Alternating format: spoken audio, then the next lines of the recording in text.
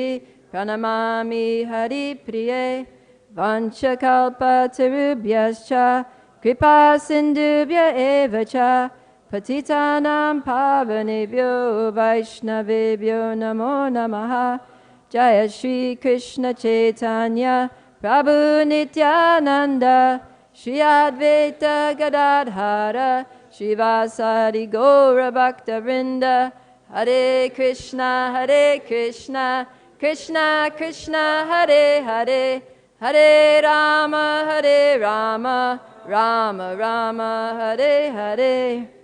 Namo Om Vishnu Padaya Krishna Prastaya Bhutale Srimati Bhakti Vedanta Swamini Tinamane Namaste Saraswati Devi Gauravani Pracharane Nirvishesha Shunyavadi Pashatade Shatarane.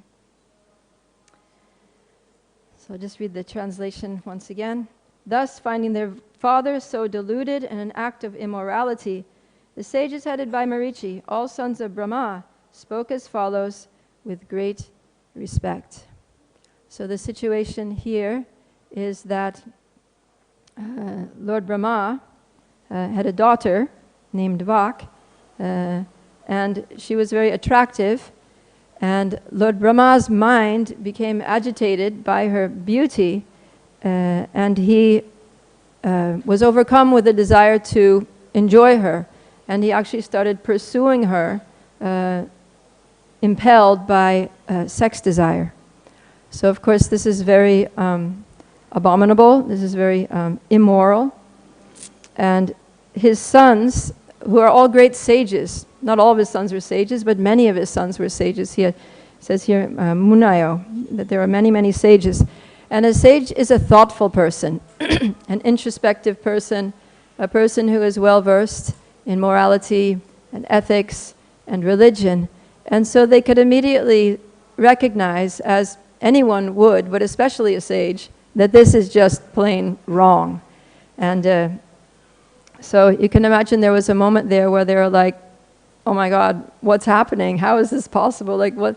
They must have been shocked and horrified and wondering what to do.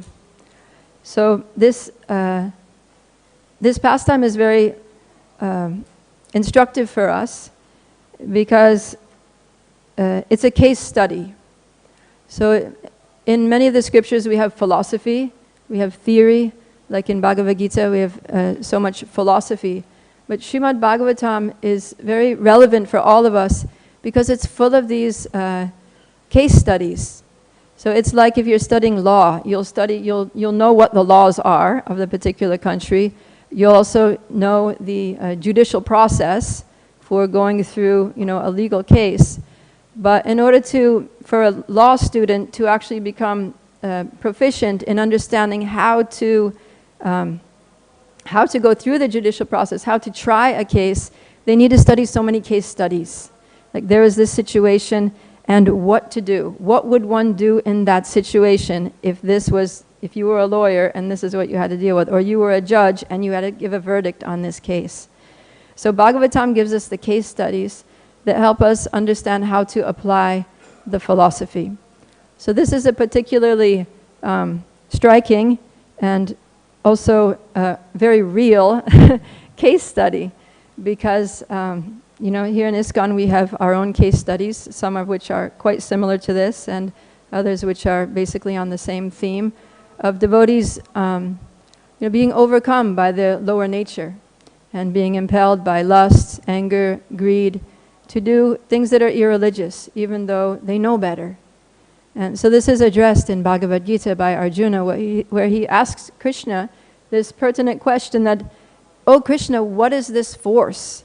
What is this thing that compels good people to do irreligious acts even if they don't want to, as if they're pushed into it, forced into it against their will? And Krishna answers, it is lust only, which is born of the mode of passion.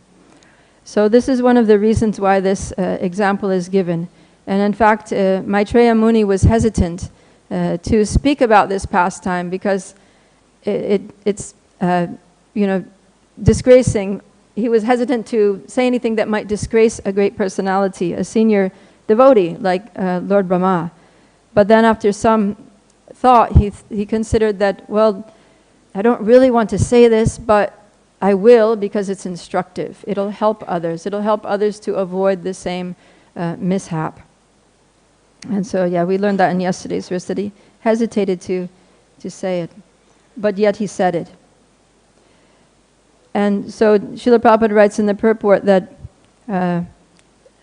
there must be some great purpose.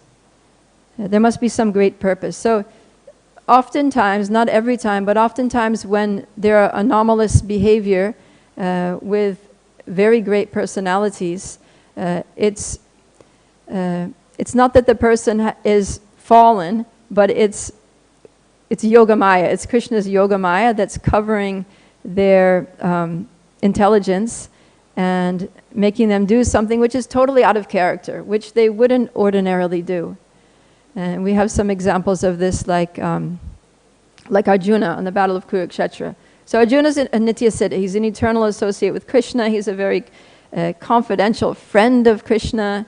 And yet he's overcome with bewilderment. He's on the bodily concept of life. He's lamenting. He's refusing to do his duty. He's totally out of character.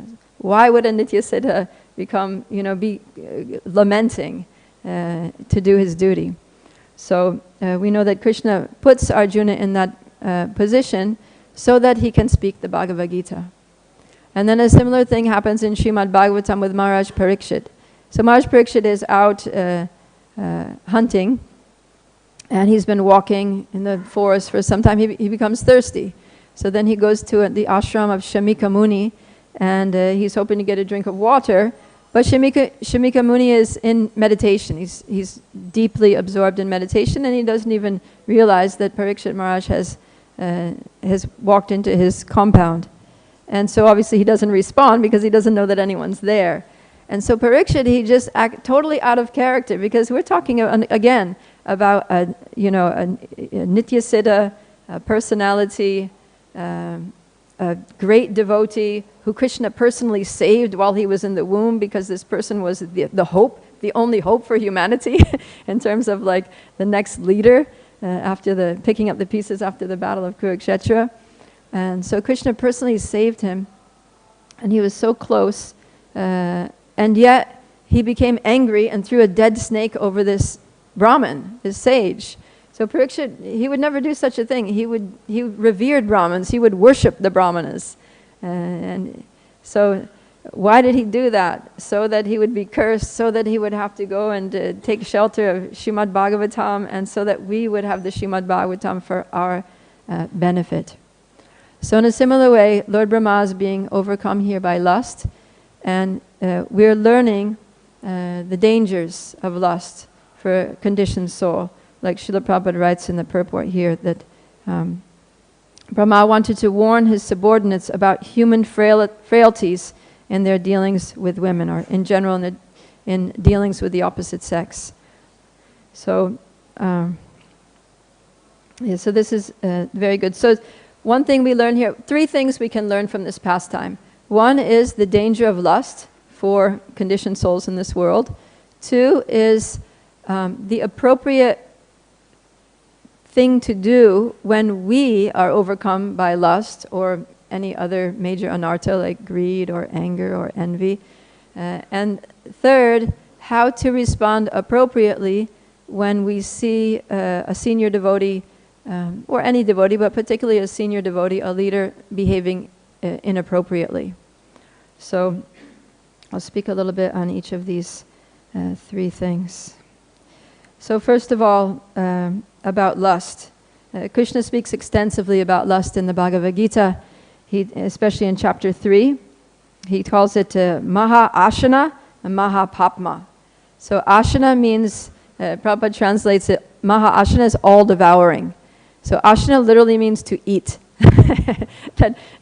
So lust eats us up from the inside, and it devours our pure consciousness. It devours our identity, our eternal identity, because we all are spirit souls. We all have an eternal relationship with Krishna, and yet lust covers us. It destroys our intelligence. Like Krishna also says that kamais tais tar hrita jnana.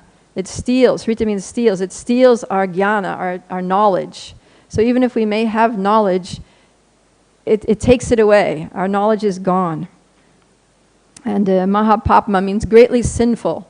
So lust is sinful because what is the most sinful thing that somebody can do is to undermine one's faith in the process of spiritual life, or to make another person forget about Krishna, to lead one down the path of degradation.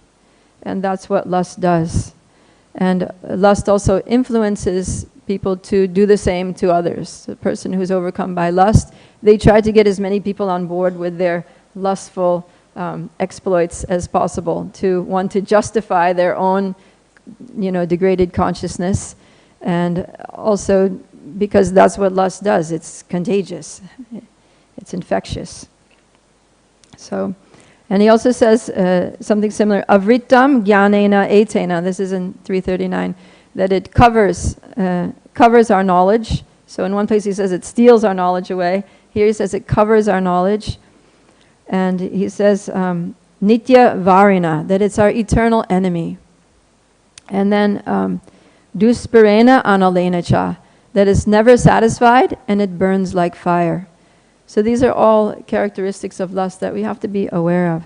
That lust is our eternal enemy. Eternal meaning, since we've been in the material world, we've been struggling with this enemy of lust. So we may think that we have so many other enemies. We may think that people are against us, people are criticizing us, people are trying to pull us down, people are trying to cheat us, or, whatever. But all of those things are insignificant compared to the enemy, the real enemy, which is the internal enemy of lust. Lust is the leader of the other ones. It's always like kamadi, lust, etc., etc., being anger, greed, madness, ignorance, envy, and so forth. So this is what happened to Brahma, that his knowledge was covered. Brahma is the first created being. Lord Krishna personally enlightened him from within the heart, tene Brahma hridaya adikave, with spiritual knowledge, and that knowledge became covered. So Krishna also says that buddhi nasho, that when one by dayatam vishayan pumso, that when one contemplates the objects of the senses, then attachment develops. From attachment comes lust. From lust, anger arises, and then one becomes deluded. And then from delusion, there's bewilderment of memory. When memory is bewildered, then intelligence is lost. And when intelligence is lost, then one falls down into the material pool. So this is what's happening to Brahma. He's contemplating, he's looking at his daughter, he's developing some attachment to enjoying, which gives rise to lust. And he becomes deluded, and he forgets who he is. He forgets that I'm the great Brahma. I'm supposed to be, setting a good example for all humanity. I'm the father of these great sages. And he, losing his intelligence, he's about to fall down. But he's fortunate because he has some nice sons who care about him. So we'll get to that. So he takes the advice of his sons. So so we'll get into the appropriate way to handle the situation when we ourselves are victimized by lust, because it's something that's abnormal, unnatural for a spirit soul, but it's very normal for a conditioned soul. So in one sense, it's nothing. It's no surprise. It's almost a given that we're going to be afflicted by lust to some degree or another at, some time or another. It's going to happen to all of us.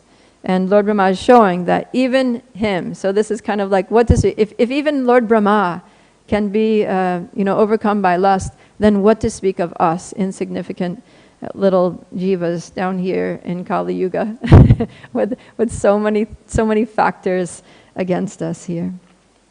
So then what to do when that happens? There's a very instructive verse from by Raghunath Das Goswami. This is from Mana Shiksha. It's verse 5. So he says, so this is what one should think when one's afflicted by lust, and what one should do. So this is the verse. I'll just read the translation. While here on the revealed path of devotion, I have been attacked by the gang of my own lust, etc., who have bound my neck with the troublesome, dreadful ropes of wicked deeds. I am being killed, crying out piteously like this to the devotees of Sri Krishna, the destroyer of Baka. Cry out piteously like this to the devotees of Sri Krishna, the destroyer of Baka. O mind, they will save you from these enemies. So whenever lust rears its ugly head, as it will, then we have to cry out to the devotees. We have to call out, oh Vaishnavas, please help me. I'm being attacked.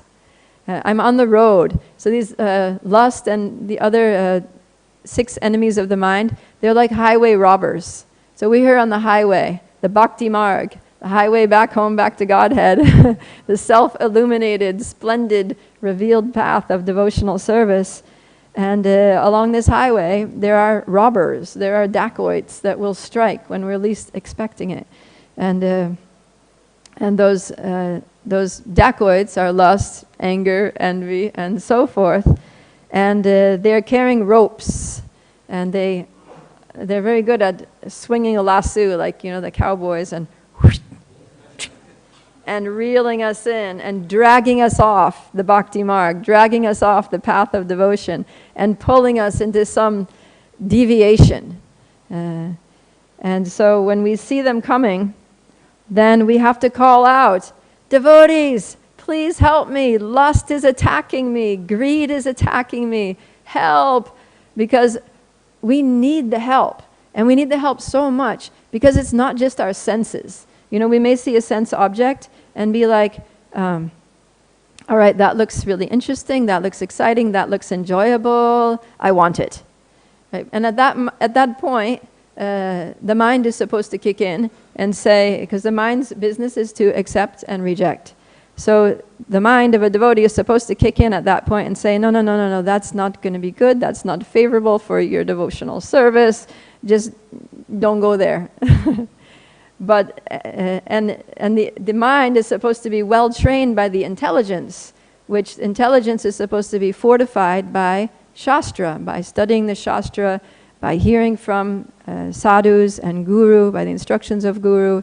And so the well-trained mind will stop the senses by the grace of the good intelligence.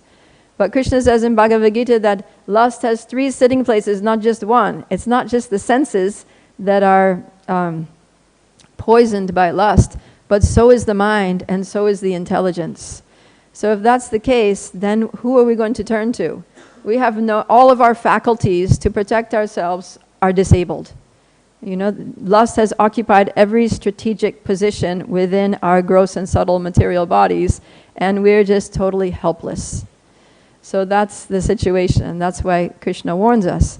So instead of the mind saying, instead of the intelligence being like, oh no, this is not good for you, the intelligence is actually scheming, oh yeah, how to get that thing and not get caught. How to enjoy this thing and not let the devotees find out. How to, do this little thing that is probably not very good for me, but is probably going to be worth it because the enjoyment factor is going to outweigh. And I'll recover, I can always chant Hare Krishna afterwards, and I'll go to Bhagavatam class, I'll be there on time for Mangalarti, and everybody's going to go on thinking that I'm a really great personality and an advanced devotee, and they're going to give me the garland and, the special treatment, and it's all going to be good. So that's the problem, is that the intelligence starts thinking like that. So we have to really, really pray. We have to pray for Krishna's protection, because above the intelligence is the soul, and above the intelligence is the super soul. So even if the intelligence is defunct, even if the intelligence is totally disabled by lust, but we can be like, please, Krishna, even if I'm in this situation, even if my mind and intelligence give me every reason in the book to do something that's not good for me, protect me. Please protect me. Please give me the good sense to call out to help, to go to a devotee, a senior devotee, and ask for help. Or please, even if I can't do that, please inspire a devotee to intervene. I need an intervention. So this is what happened. This is what the Lord did in Brahma's case, is that he inspired the sons to intervene. So, yeah, before we get to that. So just in a practical sense, we really need to call out for help. It can be the most difficult thing, especially if someone is a leader or a senior devotee. It can be really hard to admit one's struggles, to admit one's failures.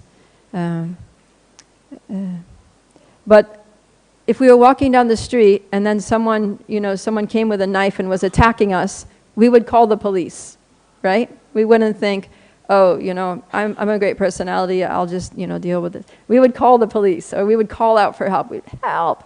Or if our body is being attacked by disease, right, like a heart attack or something, we're going to call the doctor, and we're not going to be like, oh, I'll just, pray to Krishna. So we're going to be practical in those kinds of senses. So whenever we're being attacked and we don't have the power to resist the attack, we need to call out for help.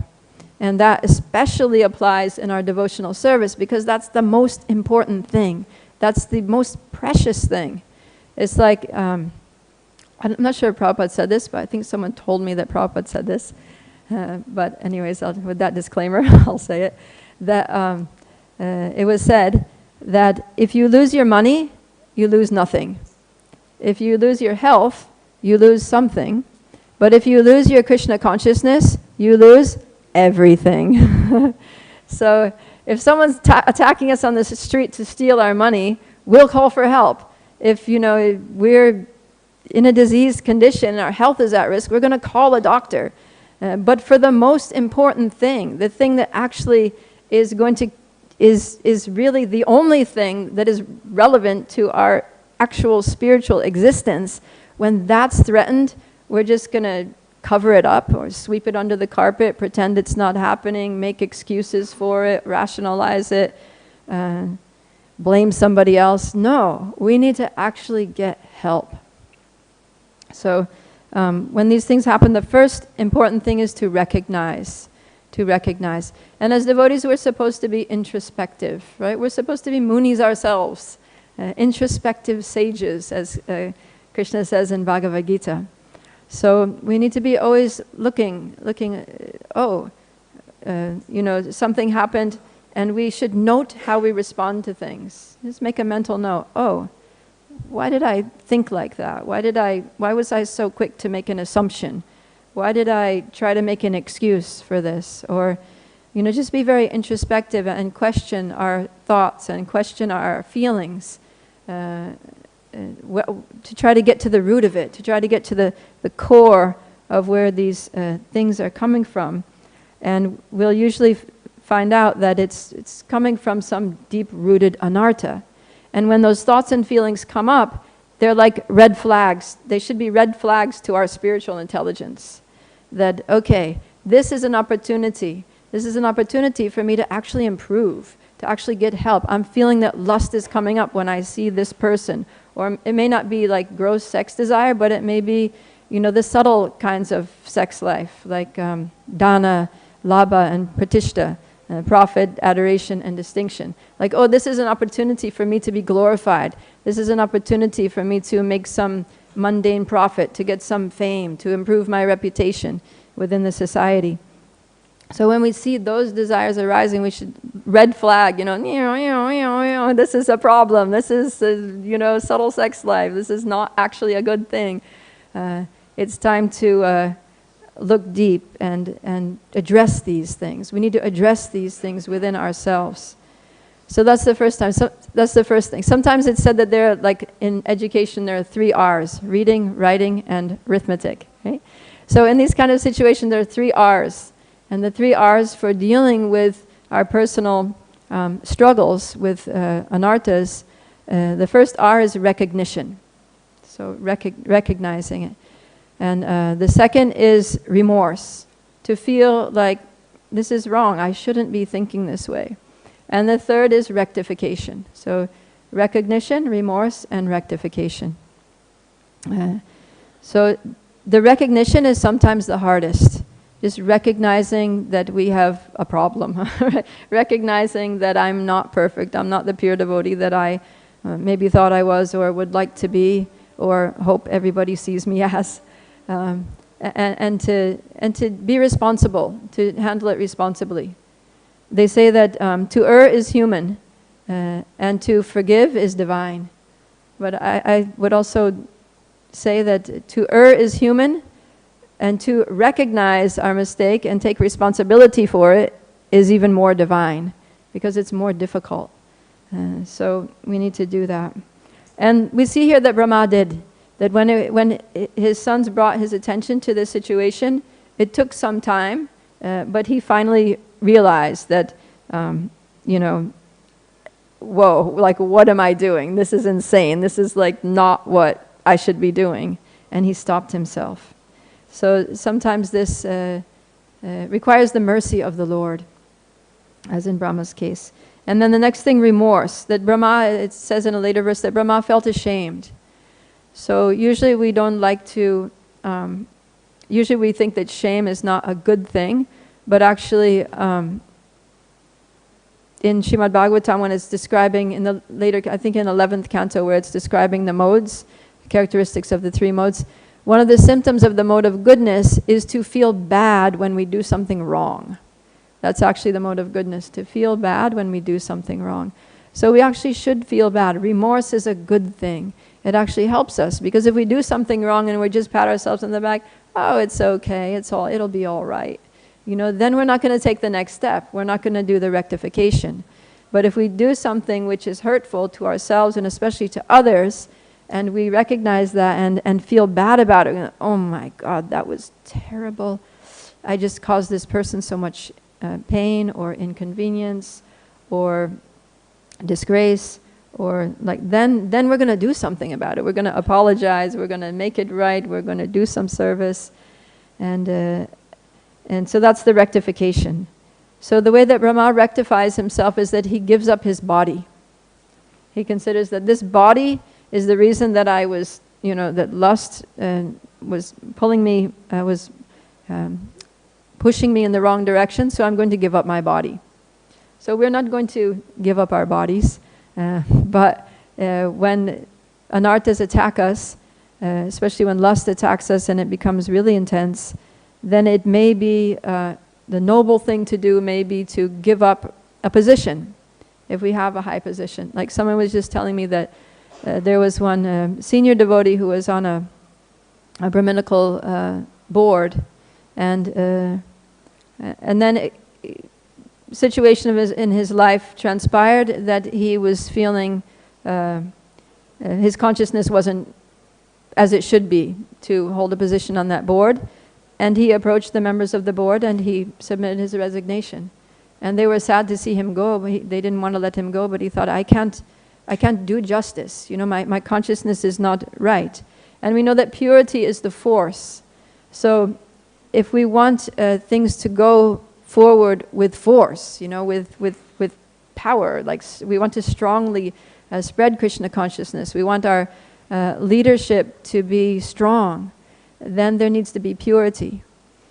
So if one is a leader and yet is overcome by lust or anger or greed or envy and recognizes these qualities within themselves, then the right thing to do may be to step down for some time.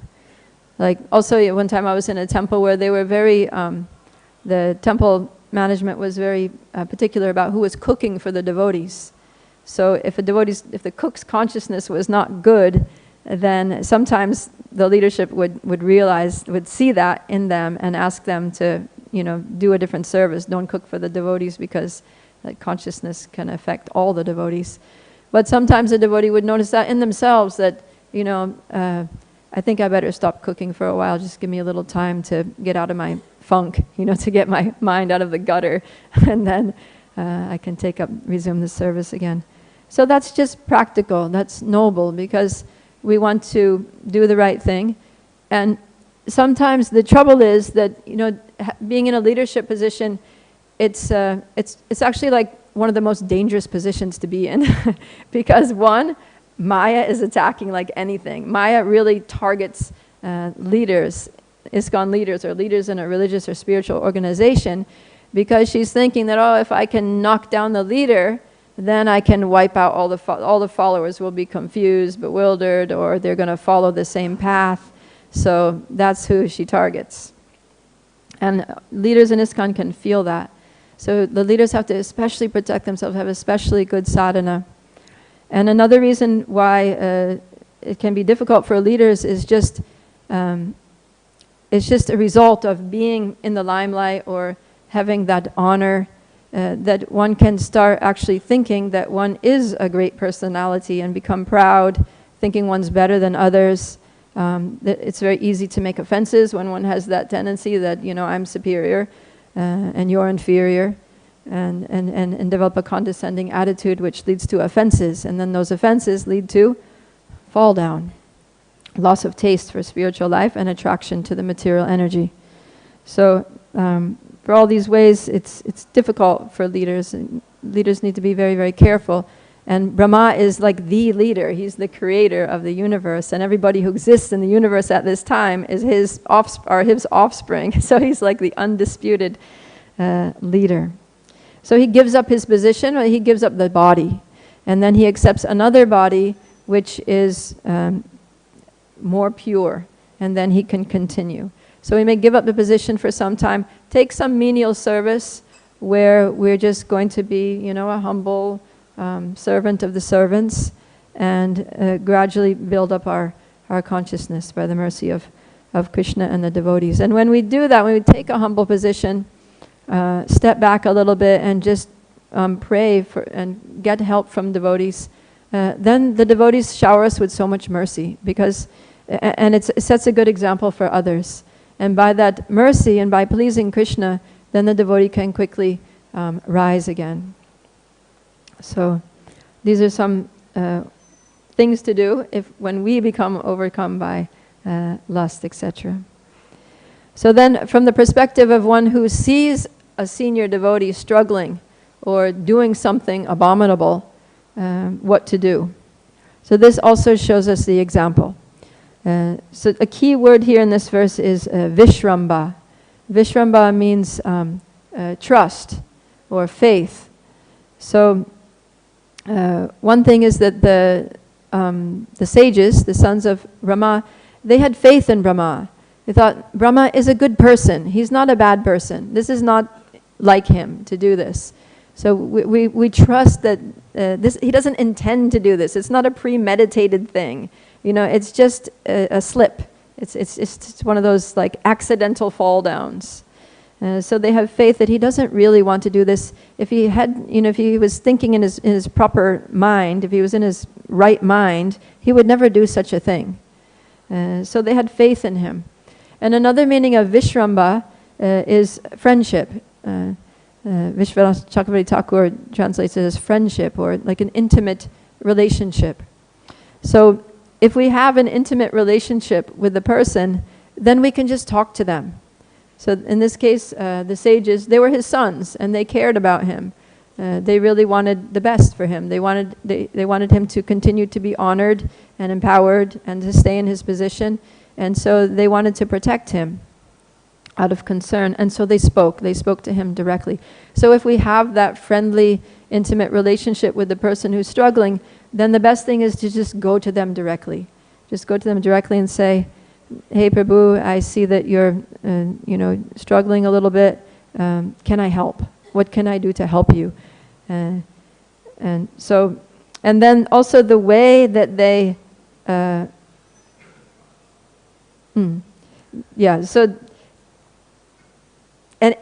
go to another point first. So if you don't have that intimate relationship, then what to do is to go to somebody who does, or go to a senior devotee who can help, who has the authority to say something. So actually there is a situation that Brahma Tirtha told me about this when he was in New York Temple many, many years ago. This was still during Srila Prabhupada's time. And the wife of the temple president, I think, was not a devotee or was not a very strict devotee by any stretch of the imagination. And she was still eating meat. And she was actually offering chicken to the deities. So that was going on in the temple. And there were a lot of devotees in the temple, and they knew that this was going on. And they were afraid to say anything. So everybody was just going on with their services, and for a long time not saying anything. And then finally, Srila Prabhupada, someone mentioned it to Srila Prabhupada, he came to know. When he came, oh, yes, please, Rameshwara, tell us the story. You're the one who spoke up, wrote to Prabhupada.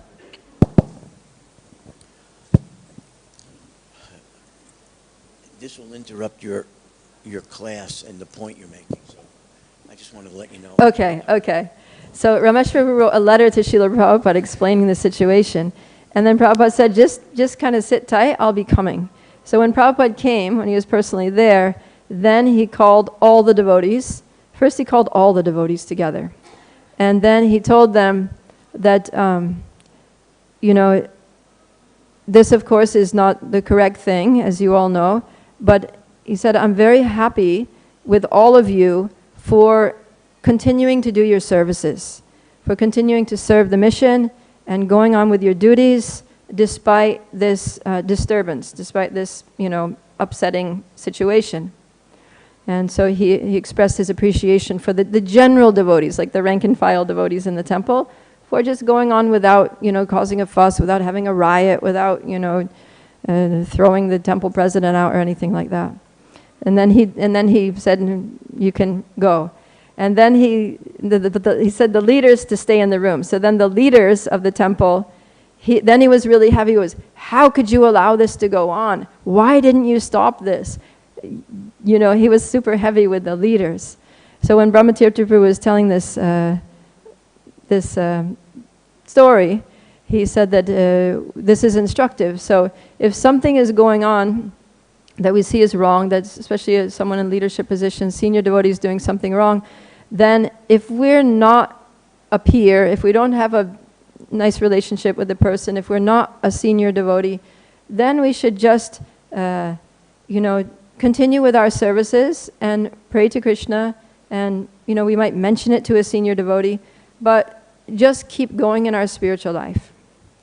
But if we are in a position of leadership, if we are in a position to influence the person or change the situation, and we don't, then that's not correct. That's inappropriate. We actually need to say something. So this is what the sages do. But you see, there are a lot of sages there, and the one who says something is Marichi. And specifically mentioned in this verse, Marichi Mukhya. Mukhya means the head. So Marichi was the head of all the sages. So they got the most advanced devotee. They got the most senior person to go there. And not that they were all just talking about it amongst themselves and all, yelling and posting on, writing letters and informing the rest of, the Kumaras and everybody else about it. They just said, okay, Marichi, you're the most senior person here. You talk to him. So then Marichi did. And he did it in a way that was full of compassion, that was out of love and concern. So this is also that even when we do need to speak to somebody about something, it shouldn't be in a way to put them down or, demonize them, but it should be done with compassion, with great respect, as Srila Prabhupada translates it. So they go to Brahma and they say, our dear father, this is not going to be good for you. This is not going to end well for you.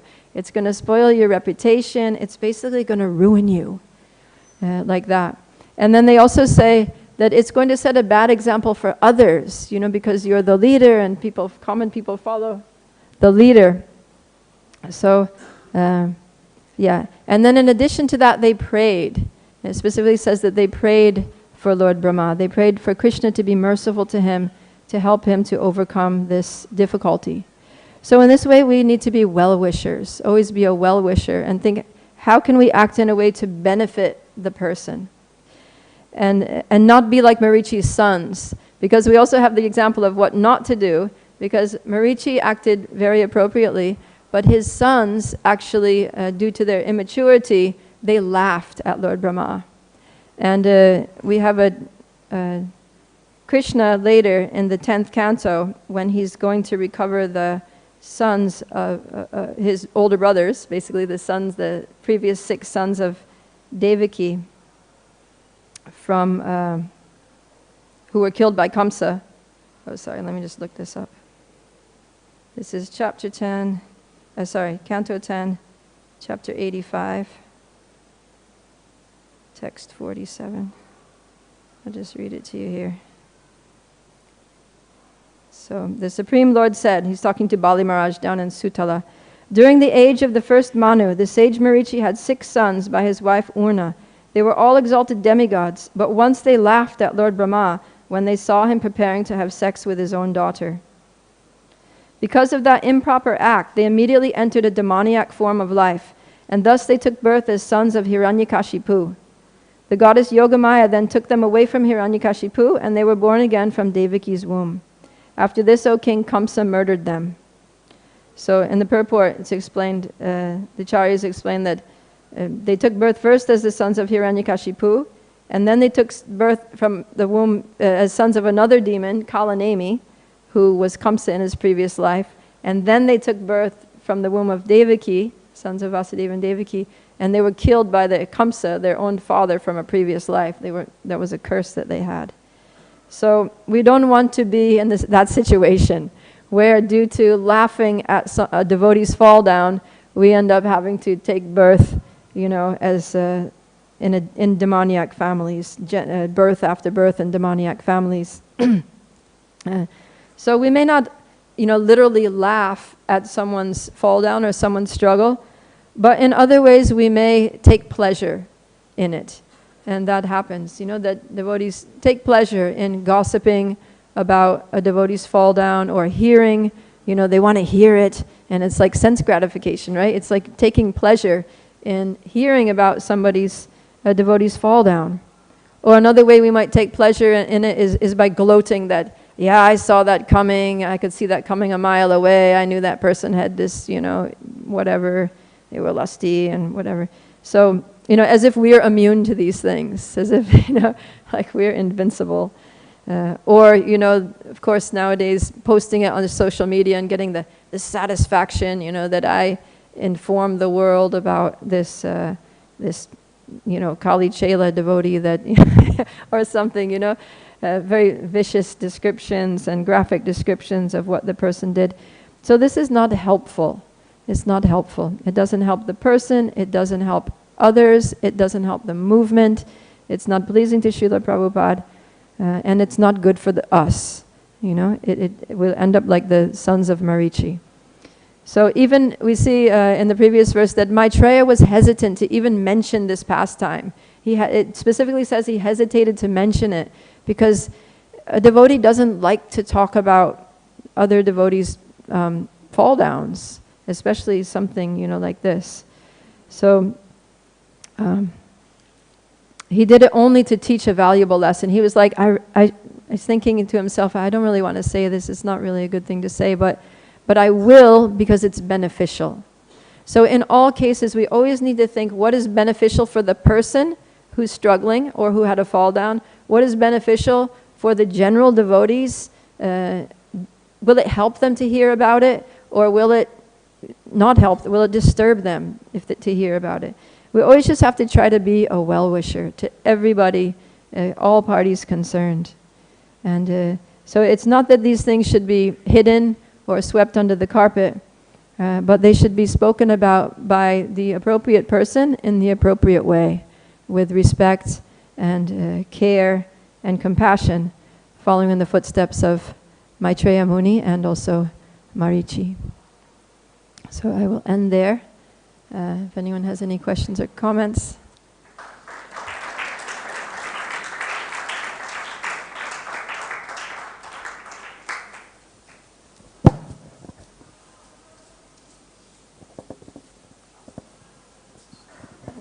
Hare Krishna Mataji.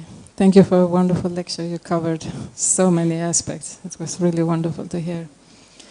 I have heard that this Lord Brahma giving up his body means that he gave up that mentality.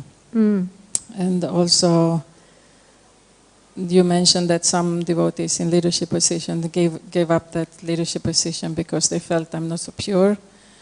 But I just wonder, is that according to our Siddhanta to give up the position, to give up the service? Because isn't it the service itself which is going to purify? Mm. So if we give up the service, how are we going to get purified? Yeah. Well, it's not So, that you give up thank service.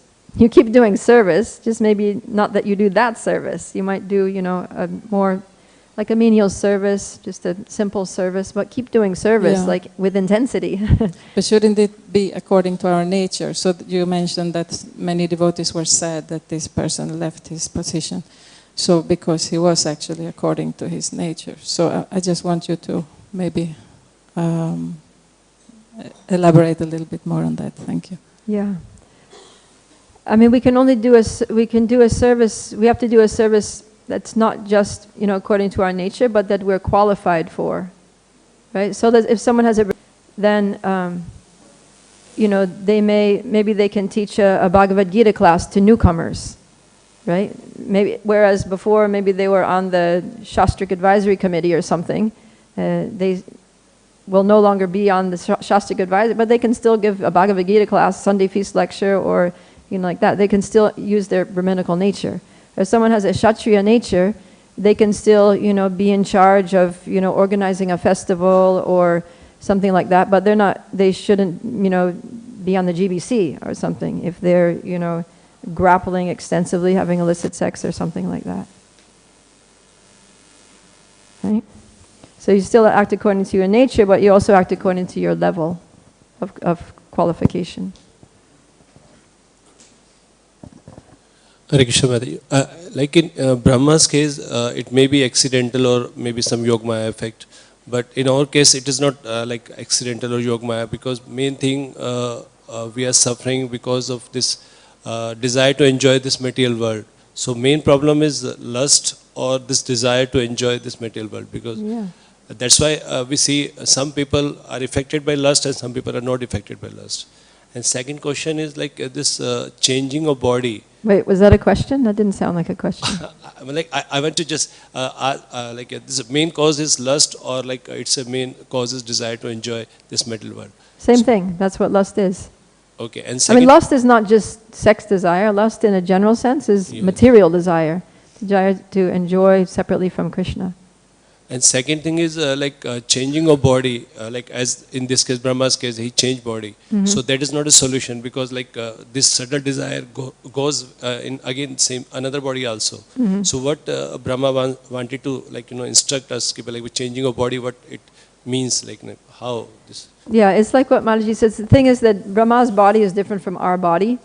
He's a very exalted being, and material bodies are made out of the 8 material elements, right? Earth, water, fire, air, ether, mind, intelligence, and false ego. So different types of bodies have different predominance of different elements. Our body is mainly water and earth, right? So like on the sun planet, the body is made of fire. The Brahma's body is mainly made of intelligence.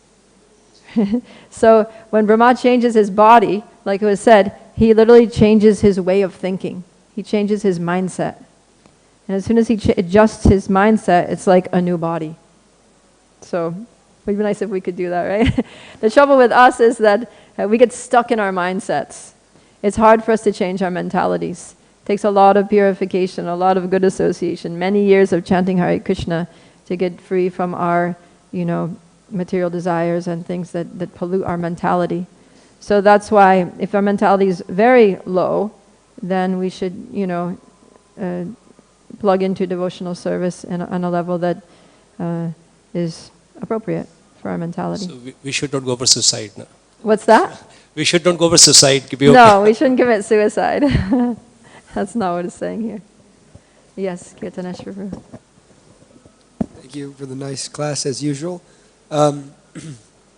Just a reflection that you brought the nice point up that Maitreya did not want to speak about the incident, but he did for the benefit of Vidura and for all who are listening, and so we can take from that we may have to speak about something that might not be pleasant, or it could appear like criticizing a devotee or gossiping, but the intention is really the most important thing. What's the intention and what's the way it's done? He did it very carefully, very contemplatively. And so in the same way, whenever we have to deal with such a situation, we can take that and remember that we can do it with great care and attention as to not to criticize or to degrade the devotee, but to inform someone of a situation without, putting that devotee down. So that was a very nice point. And it's nice to hear that from Shastra, I can take that from Shastra and apply that. So thank you. This is austerity of speech, like Krishna says in Bhagavad Gita, that austerity of speech means speaking words that are truthful, pleasing, and beneficial, and also reciting Vedic literature.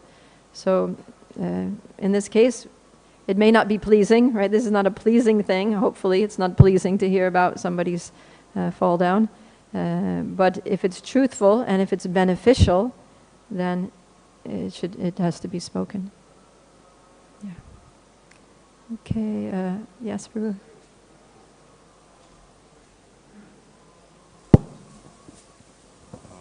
Just first, small comment that in case of Brahma is mentioned in other Shastras that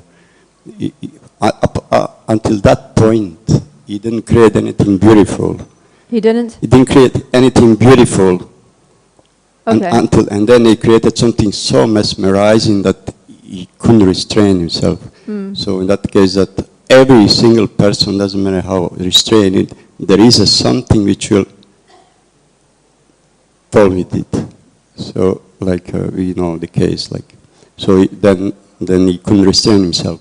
But in point of Brahma's leaving his body, in later verses is mentioned that out of his body which he left, something is created out of, like snakes or fog or something. Yeah. That means that actually he left his body, although his body is made mostly out of consciousness. Yeah. So you may say, changing body, changing consciousness. This is his level anyway. So he actually left his body. So it's something which we cannot do ourselves. In that sense. Yeah, just like the old mentality went away. The old intelligence and mind, that subtle aspect went away, and it was transformed into fog. Yeah. Just small question. There is a person which I know that he had some transgressions, and particularly similar to Brahma, and even now I feel this negativity towards person. I just can't help it. Although now very much this story helps me, Lord Brahma's. But then I remember I didn't see that person for many years, and at some point I saw him, and then I was thinking I'm not going to walk towards him. I just avoid him. But somehow I continue, and we met, and then we pay obeisance to each other, and all the thing, negativity is gone. I was so happy with that. But then later I tried to justify the man that actually maybe he's taking like a justification using the same example of Brahma. So in this way he can carry on. So, and then negativity again arose in me.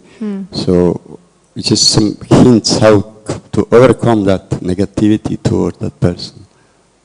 Yeah. Yeah. I mean, we have to protect ourselves, of course, use discrimination in our association, but at the same time not hold resentment towards devotees who have difficulties. Otherwise that becomes our problem, right? We shouldn't make their problem our problem. So they're having a problem. If we, develop animosity or resentment, negative feelings, that becomes our problem. So like I said, we should always be the well-wisher. And we may need to keep a distance if that person, especially if they've done something wrong and they don't recognize it, or they're just trying to make excuses, then that person's probably not great association. But if they're, I did something wrong, I need to improve, and they really, take even with redoubled strength to the process of devotional service, we have to allow for, we have to have faith in the process of bhakti to transform the heart, to purify the heart and mind. And if someone is going through these 3 R's, is recognizing it, is remorseful, and is doing the rectification, then we have to give them the chance to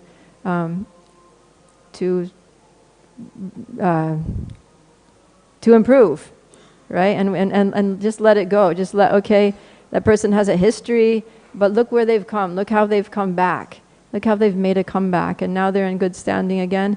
And then just forget those things.